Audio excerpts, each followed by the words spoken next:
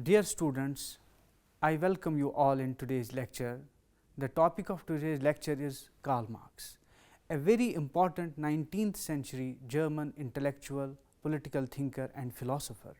His ideas changed the course of history in 20th century and swayed almost half of the world towards his political and economic ideas. Before going into details of this lecture, let us have a brief look at the objectives of today's lecture. Number 1, to acquaint you with the context in which Marx wrote and emerged as a philosopher, to explain his ideas of historical materialism and stages of human history. Number 3, to discuss his ideas of class and class struggle. Number 4, to understand his critique of capitalism. Dear students, let us first discuss a brief biography of Karl Marx before discussing his works and contributions. Karl Marx was born in 1818 in Trier, Germany, to a middle-class Jewish family. He studied law at the University of Bonn and later moved to University of Berlin to study Hegelian philosophy. After his doctorate, Marx could not find any teaching job. In 1842, he started to work in a daily newspaper, Rheinische Zeitung, in Cologne. There he came into contact with Moses Hess, who introduced him to socialist circles. Moses Hess was a German Jewish journalist, philosopher and socialist. He influenced Marx's thinking appreciably and they collaborated on several works. Later, however, Marx rejected Hess's type of utopian socialism, specifically mocking him in the Communist Manifesto 1848. In his journalistic writing, Marx criticized the then Prussian government and was forced to leave the city and moved to live in Paris. During his stay in Paris, he met Friedrich Engels and other socialists who regularly organized meetings for the working class in France. Friedrich Engels became his lifelong intellectual friend with whom he collaborated to produce several of his books. It was in Paris in 1844 that he wrote economic and philosophical manuscripts, also known as Paris manuscripts.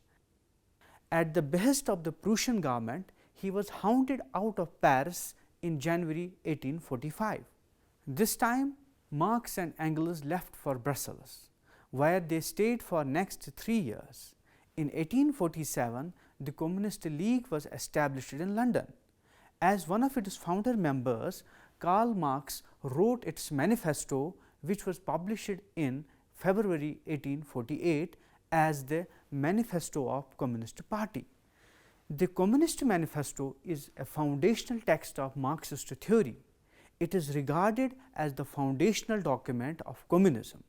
However, the Belgian government expelled Marx from Brussels and both Marx and Engels returned to Cologne, where they founded a new radical newspaper, the Neue Rheinische Zeitung. Due to his radical and critical writings, Marx had to leave for England in 1849, where he lived till his death in 1883.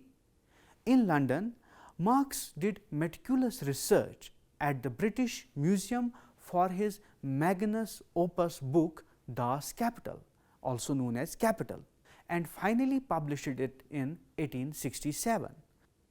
Marx was a prolific writer and his well-known works include The German Ideology, The Poverty of Philosophy, The 18th Brumaire of Louis Bonaparte, a contribution to the critique of political economy, The Civil War in France, as well as the 3 volumes of Capital published in 1867, 1885 and 1894. 2 of these volumes were published posthumously. Now, let us look at the influences on Karl Marx. Karl Marx was writing in an intellectual atmosphere which was heavily influenced by the German idealistic tradition of Hegel and Immanuel Kant. He was also influenced by the political and ideological currents that dominated 19th century Europe, like the ideas of French Revolution, the ideals of democracy and socialist thinking.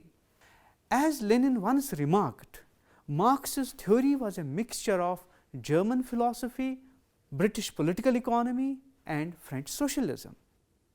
Marx was hugely influenced by Hegel and was associated with a group of thinkers who later came to be described as young Hegelians. They argued for the radical interpretation of Hegelian philosophy and espoused that the purpose and promise of history was the total negation of everything that restricts freedom and reason. However, Marx later critiqued the analysis of young Hegelians and concluded that the religion was not the basis of Prussian establishment's power. Instead, it is the ownership of the capital, which includes means of production like land, money, technology and human labor power to create surplus value. Radical humanism and alienation. Some scholars have categorized the works of Karl Marx into writings of early Marx or young Marx and later Marx. The early writings of Karl Marx are defined by his radical humanism and the concept of alienation. Radical humanism is also popularly known as Marxist humanism. It is an investigation into what human nature consists of and what sort of society would be most conducive to human thriving. The concept of radical humanism underscores the idea that human beings have the capacity and the right to develop their full potential as creative, social and free individuals.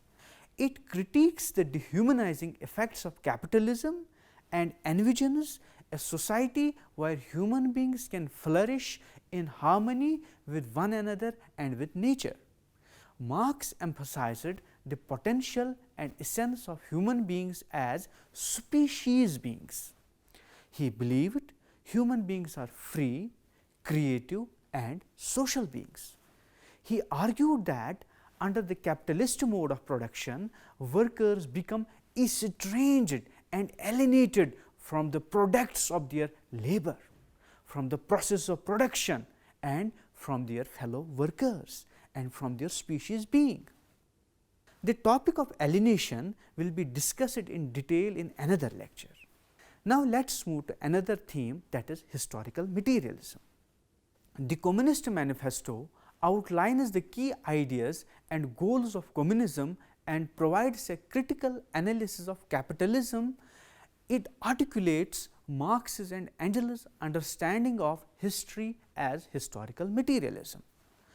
Marx derived his framework of history and dialectics from Hegel. Hegel argued that history is the progressive realization of freedom.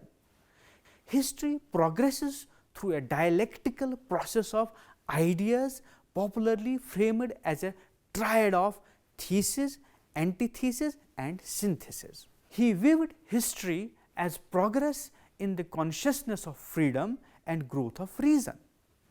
In contrast to this idealist view of history, Marx argued that social theorists should study human beings in history as they really are. They should be studied as a part of the material world. The outline of his materialist conception of history was first laid out in his book The German Ideology, written in 1846, but published in 1932. The basic materialist proposition of this work is that men must be able to live in order to make history. This means the historical analysts must begin with how human beings materially produce themselves as individuals and as a species. For Hegel, ideas and thoughts are the ultimate reality and the dialectics of ideas is the force of history, whereas for Marx, not ideas but matter is the ultimate reality. The moving force of history is the relations in which men suited to each other in the process of production. According to Marx, it is not the consciousness of men that determines their existence, but their social existence that determines their consciousness. This forms the basic premise of his theory of historical materialism. He inverts the Hegelian theory and makes it stand on its head. The topic of Marx's critique of idealism will be discussed in detail in a separate lecture. Now, let us move to another theme, that is economic determinism. Karl Marx, in his book A Contribution to the Critique of Political Economy, wrote, "In social production of their life, men enter into definite relations that are indispensable and independent of their will. Relations of production which correspond to the definite stage of development of their material productive forces. The sum total of these relations of production constitutes the economic structure of society, the real basis on which rises a legal and political superstructure and to which correspond definite forms of social consciousness. The mode of production of material life conditions the social, political and intellectual life process in general." In this statement, Marx makes two crucial points. Number one, each society has an economic system with two primary constituents: forces of production and relations of production.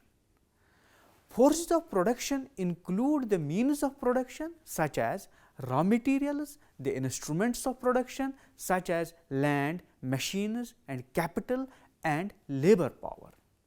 Next, the relations of production describe the relationship of ownership or control between individuals and the forces of production.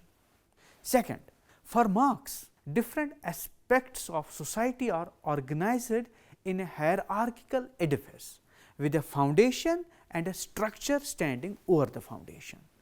According to Marx, the mode of production, or how society organizes and produces goods and services, plays a central role in shaping all other aspects of human life. Accordingly, the economy is the base, and the nature of the base determines the rest of the superstructure. It is popularly known as base and superstructure model. The economic base encompasses the mode of production and the corresponding class structure, and it provides the material foundation upon which all other aspects of society are built. Marx writes, "The changes in the economic foundation lead sooner or later to the transformation of the whole immense superstructure." This is described as the theory of economic determinism. It is the economic structure that shapes the social relations within a society. The economic base determines the distribution of wealth, power and social status. Whenever the economic base changes, it correspondingly leads to the change in the superstructure like politics, culture and religion, etc. While economic determinism places a significant emphasis on the economic structure, Marx also recognized that social, political and cultural factors can influence and interact with the economic base. He acknowledged the complex and dialectical nature of societal development, with feedback loops and reciprocal influences between the economic base and the superstructure. Economic determinism in Marx's theory of historical materialism highlights the profound influence of the economic structure on shaping social relations, class struggle and the overall development of society. Now, let us move to next section, that is class and class struggle. Class is another major category to understand Marxism. Hegel argued that history progresses through the dialectical movement of ideas. However, Marx inverts the entire argument and replaces the idea with class. He argues that the motor force of history is class antagonism and class struggle. The Communist Manifesto lays down the central idea of Marxist history in following words: "The history of all hitherto existing society is the history of class struggles." Now question is, how did Marx define the class? For Marx, being part of a class or belonging to a class should be defined in terms of relationship an individual has to the means of production, and not by any other virtue like education, income, status, ethnicity or religious affiliation. Now the question is, how are human beings related to means of production like land, labor, factories and other technologies? For Marx, in every society, there is always a section of individuals who owns or controls the means of production. This similar relationship of owning the means of production makes them a class. All those who are similarly placed with respect to the ownership or control of forces of production are members of the same class, in this case a dominant class or ruling class.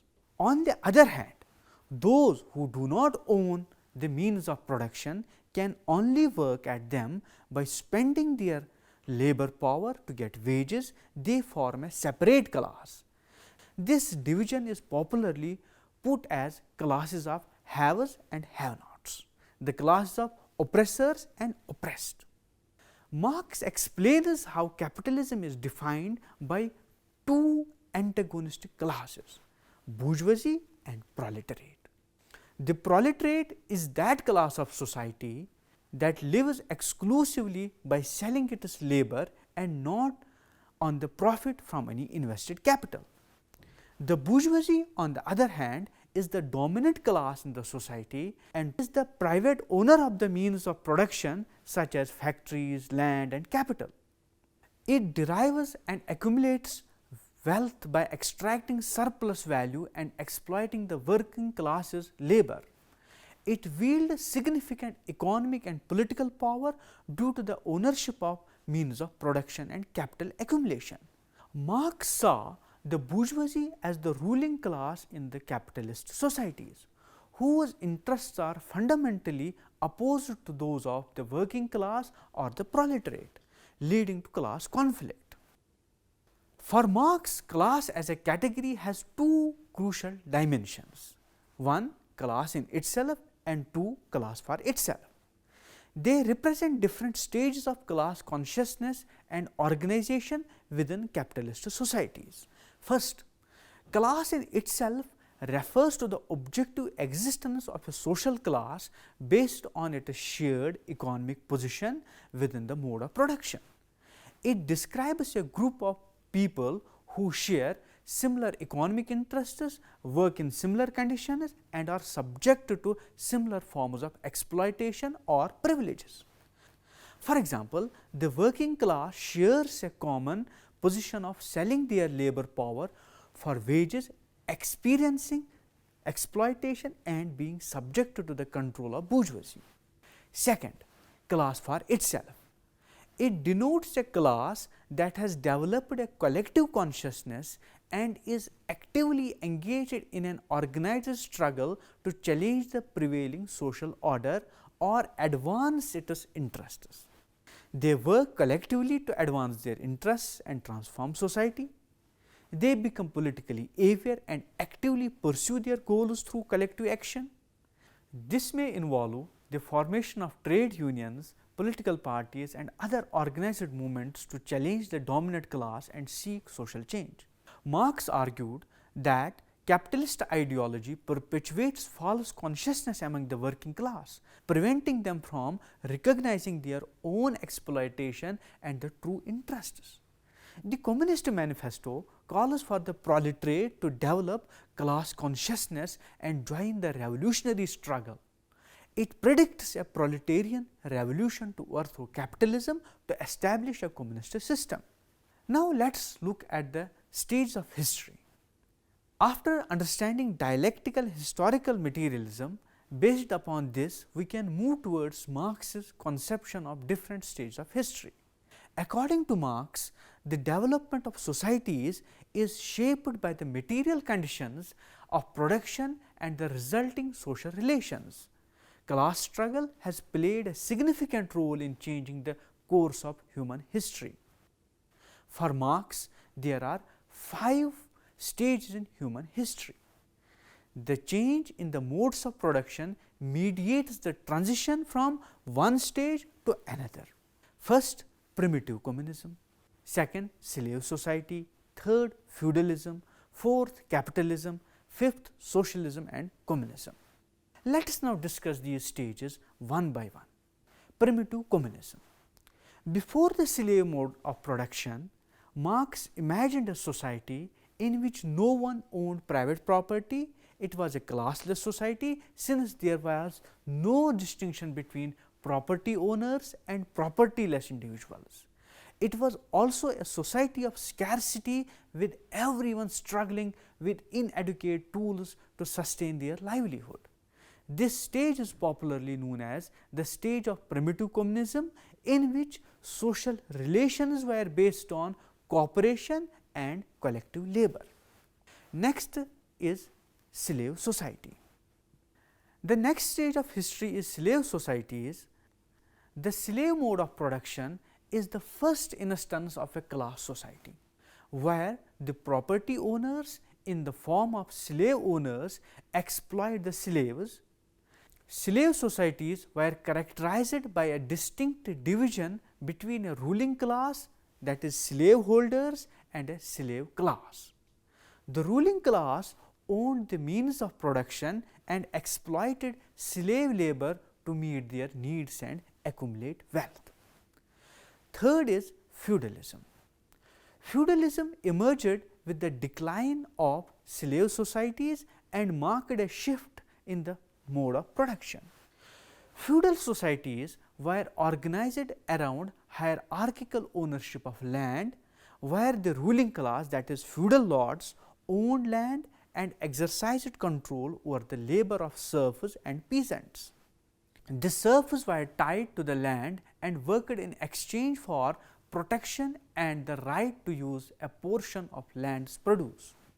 Fourth is capitalism. Marx argued that capitalism represented a significant shift in the mode of production and social relations. Capitalism emerged from the breakdown of feudalism and the rise of industrialization. In capitalist societies, the means of production are privately owned by the bourgeoisie, that is capitalist class. The proletariat, that is working class, sells their labor to the bourgeoisie in exchange for wages. Marx writes, "The modern bourgeois society that has sprouted from the ruins of feudal society has not done away with class antagonisms." He viewed capitalism as a system characterized by exploitation, class struggle and pursuit of profit. Last and fifth is socialism and communism. Marx believed that capitalism contains internal contradictions that would eventually lead to its downfall. Marx viewed socialism as a transitional phase towards communism, which represents the ultimate stage of human history. Socialism would involve the collective ownership of the means of production by the working class, where production is organized to meet the needs of all the members of the society. There will be no private property. Communism would be a classless society with common ownership of the means of production and the abolition of private property. The state will wither away in this stage. In a way, this stage will be similar to the first stage of primitive communism. However, this will be technologically more advanced and developed. It is important to note that Marx's theory of history is not deterministic or linear. He acknowledges that complex social and economic and political factors, including class struggle, shape historical progress. While Marx's stages of history provide a broad framework, the actual historical processes and transitions can vary across different societies and regions. Now, let us look at capitalism and its critique. Marx analyzed historical development of capitalism and identified the specific conditions and processes that led to its emergence as a dominant economic and social system. According to him, capitalism evolved through a series of historical stages. The development of new means of production after the Industrial Revolution led to a new system known as capitalism. Firstly, Marx identified the emergence of merchant capitalism as an early stage in the development of capitalism. During this period, merchants played a significant role in exchanging and distributing goods. They accumulated wealth through trade, gradually breaking away from the feudal aristocracy and expanding their influence. Secondly, he described the Industrial Revolution as a transformative period that marked the ascendance of industrial capitalism. The mechanization of production, fueled by technological advancements and the application of steam power, led to the establishment of large-scale factories and the concentration of capital. This shift from artisanal production to factory-based production created new forms of exploitation and social relations of production. Thirdly, as capitalist economies grew, there was a need for new markets, resources and outlets for investment. This drive for expansion led to colonialism and imperialism, with capitalist powers seeking to dominate and exploit regions rich in natural resources and labor. This stage of capitalism has been the subject of Lenin's famous book Imperialism, the Highest Stage of Capitalism, which was published in 1917.